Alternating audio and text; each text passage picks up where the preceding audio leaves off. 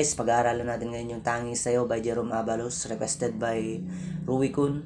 Nilagay ko yung aking kapo guys sa ikatlong fret ng aking gitara. Simulan natin. Magpa-plucking tayo pero sasabihin ko yung mga kakalabitin nyo. Ganito yung intro nyan.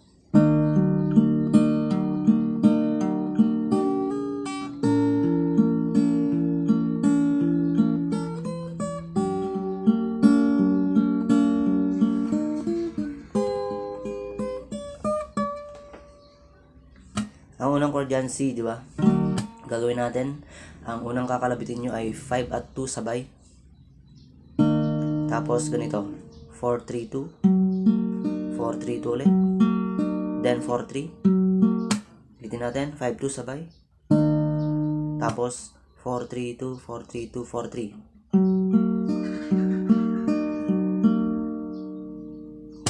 3. Ulitin natin. Tapos, i-hammer natin yung first string guys sa first fret, ganito. Yung pag-hammer natin ganito. Tapos, ikakalabit natin, yung pag-pull off natin guys, ikakalabitin natin itong hintuturo na ginamit natin pang pindot, ganito. Kalabit natin. Ganon.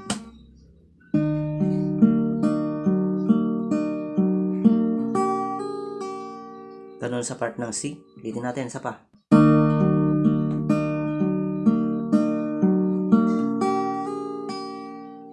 Patungo na yun ng G guys. Yung G, pindutin natin yung dalawang string lang. First at 6th string. Dito.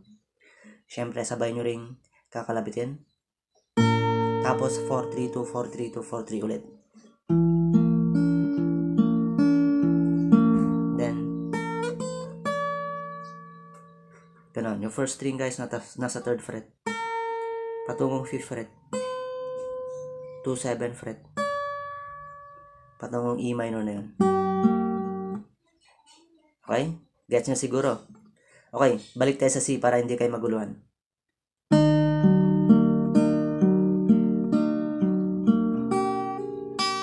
G, 6-1 sabay. 4-3-2, 4-3-2, 4-3. First string. Then yung E minor guys. 6-1 ulit sabay. 4-3-2, 4-3-2, 4-3. Tapos ganito na.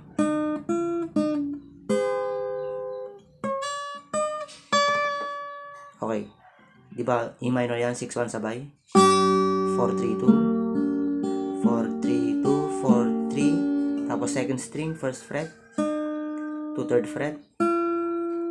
Babalik sa first fret. Ganon siya.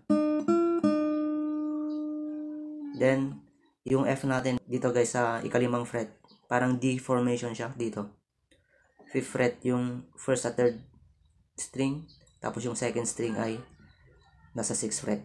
Parang D formation siya. Ganito yung F natin. Tapos yung pagkalabit natin, sabay natin kalabitin yung first at second string. Yon. Tapos 3, 2, 1. Then first string dito, 7th fret. Slide to 8th fret. Babalik sa 7. Then ang gagawin natin guys dito sa 7th fret ay i-bend natin siya ng half lang, half bend. Then babalik nyo lang agad. Ganito.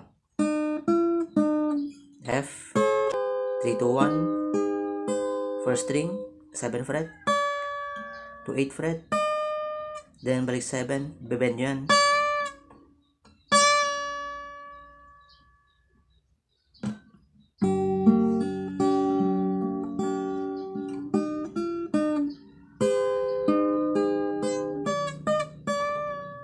Ganun siya guys. Okay, buuin natin lahat.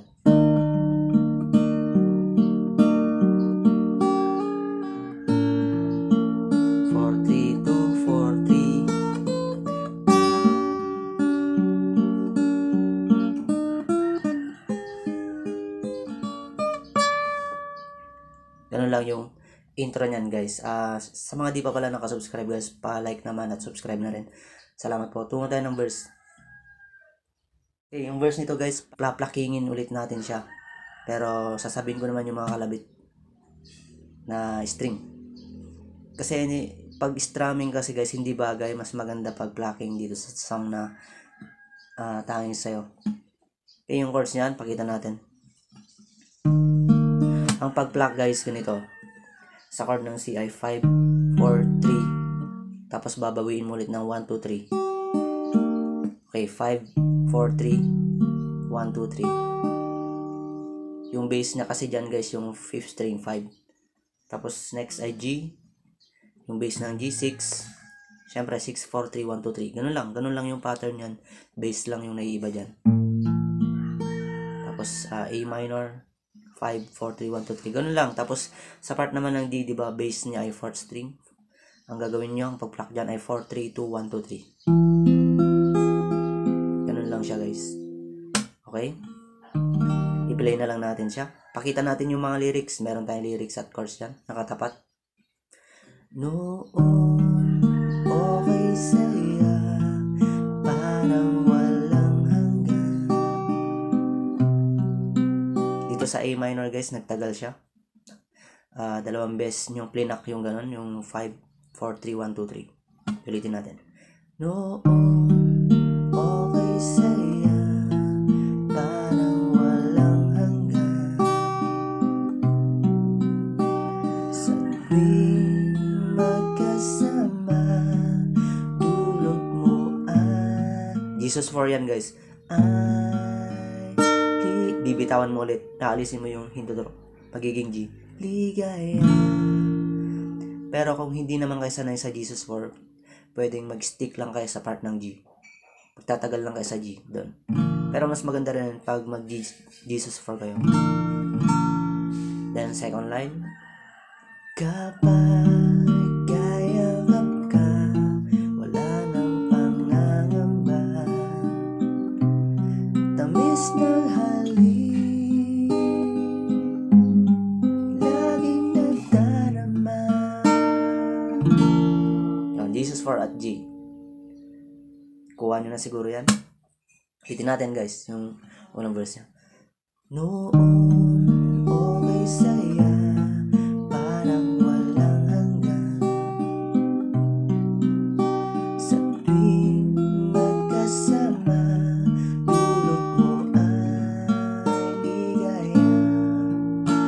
Kapag kayakap ka, wala nang pangangamba. Tamis ng halik, laging nagdarama. Okay, ang next down, chorus guys. Mas maganda guys, kung gusto nyo, pwede nyo siyang i-strumin sa chorus. Ang paraan ng pag-strum niya ay ganito. Puro down na ganito yung tempo niya. Ang puso ko. Ganun siya. Papreno-preno siya. Down, down, down, down, down. Pero pwede naman na dire-diretso yung pag-strum nyo ng down. Ganito. Ang puso ko. Lagi sa'yo.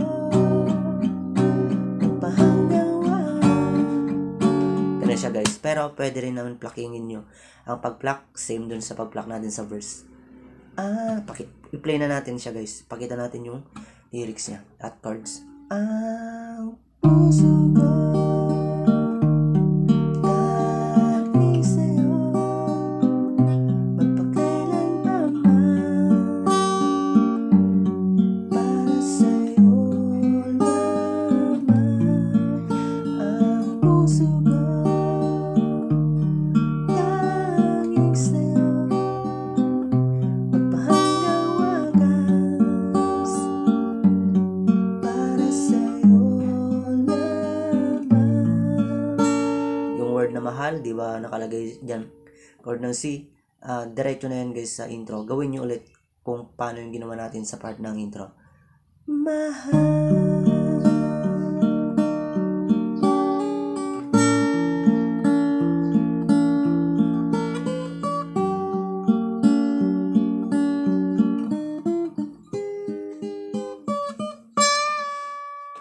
Tapos second verse na guys. Same chords sa first verse, kaya play na lang natin.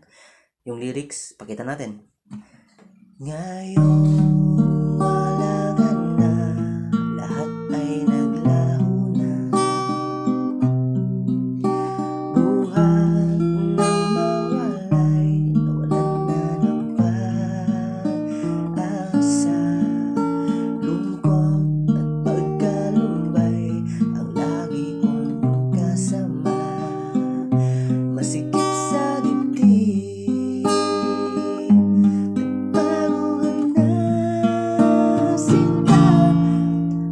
rock guys, tirahin nyo na ng strumming sa second chorus. Okay, strumming na natin dito sa second chorus niya guys. Yung lyrics, ang puso ko tanging sa'yo, pagkailan pa man, para sa'yo lamang. Ang puso ko tanging sa'yo, bahagang wagas, para sa'yo lamang.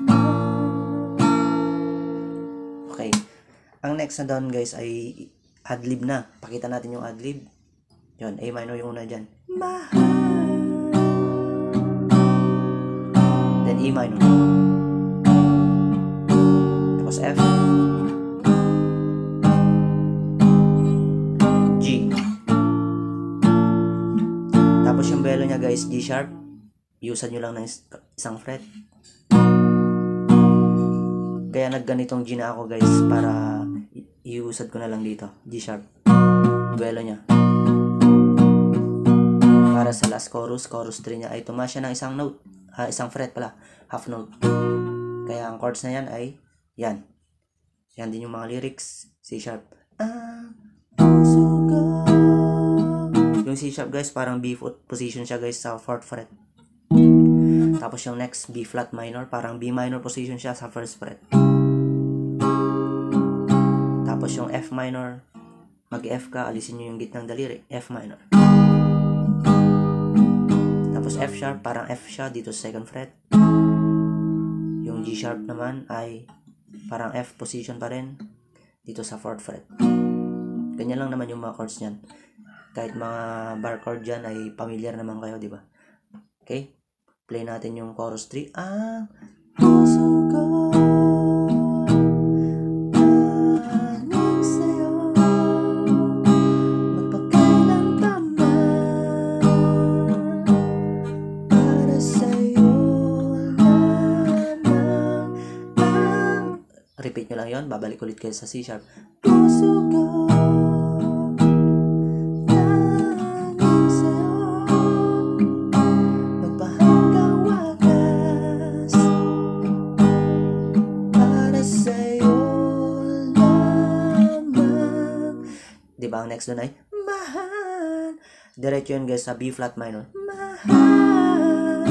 Kasi ang lyrics na doon diba ay tanging iyo lamang. Ganun na.